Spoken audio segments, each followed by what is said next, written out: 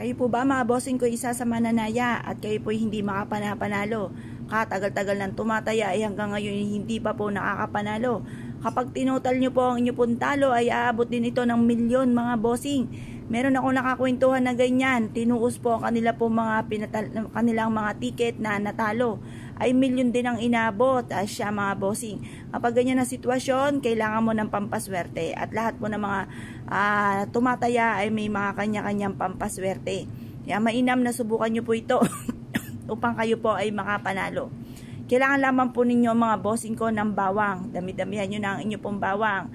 Himahimayin nyo po ito mga bossing, nakaharap ka sa may silangan. Kahit mga 3 buo na ulo ng bawang ay pwede na po yan. At pagkatapos mga bossing ko ay maghimay ka po ng bawang. At pagkatapos ang bawat bawang ay paulit-ulitin nyo ang numero na inyo pong mga tinatayaan. Isulat nyo po sa bawang mga bossing.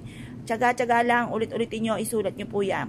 At pagkatapos mga bossing ko, yung alaga ninyong numero ha, baka naman ginawa nyo po ito at pagkatapos ay iba naman ang inyong tatayaan ay siya ay wala effect din ito. Baka magsising alipin ka kapag ikaw ay nakatama sana, kaya lang iniba nyo po yung inyo pong tinatayaan. Ngayon po bago kayo tumaya, halukayin nyo po, halu-haluin ang inyo pong numero na sinulat sa ating bawang. Lagay sa isang bote po ito, halu-haluin. Sabi nyo manalo na kayo ng jackpot. Pakulit-ulitin nyo po ito kada kayo ay bago tumaya. Gawin nyo po muna na halu-haluin ang inyo po mga bawang na hinimay-himay at sinulatan ng numero mga bossing. Ngayon pa mga bossing, paulit-ulitin nyo na mananalo ko ng limpak-limpak na salapi. Pero itong ating usaping ito ay hindi lang naman sa pagtaya-taya. Ngayon pa mga bossing, pwede nyo rin pong isulat na kayo po ay magkaroon ng malaking benta araw-araw. Yumaman na po kayo dito sa inyo pong mga ginagawa sa inyong pagtaya or kaya po ay sa inyo pong negosyo or meron kayong ina-apply ang trabaho papuntang ibang bansa or local man lang. Basta i-wish nyo po na sabihin nyo po ay matanggap na kayo sa inyong ina-applyan. Mag-wish na mula sa inyong pong puso, walang imposible. Bago ka pumunta sa inyong pong ina-applyan, halu-haluin muna kayo po ay matanggap na sa inyong pong trabaho. Or kaya magkaroon ng malaking benta, ganun po inyo pong gagawin bukod sa panalangin sa mahal na Panginoon bago umalis ng inyong tahanan. Gawin nyo po muna ito, proven po ito.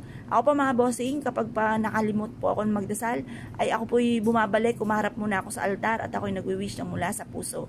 Yun po ay tunay naman para magkaroon tayo ng mabisang proteksyon at hindi po tayo mamalasin. Ngayon pa mga bossing ko kayo po naniniwala at naisyo po itong gawin, huwag na po kayo magpatumpik-tumpik pa. Subukan nyo po at proven po ito na maswerte.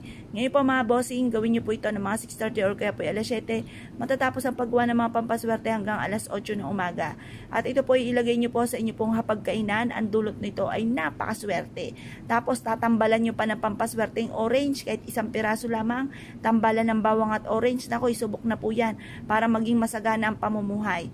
Subukan nyo po ito, bukod po sa sipag at tiyaga at double time sa pagkahit at pananalig sa mahal na Panginoon. Subukan nyo na po at huwag ka na magpatumpik-tumpik pa at ikaw mismo ay maa-amaze sa dami ng swerteng darating sa buhay ninyo. Kaya kung kayo pinaniwala mga bossing, asya, good luck po sa inyo po lahat.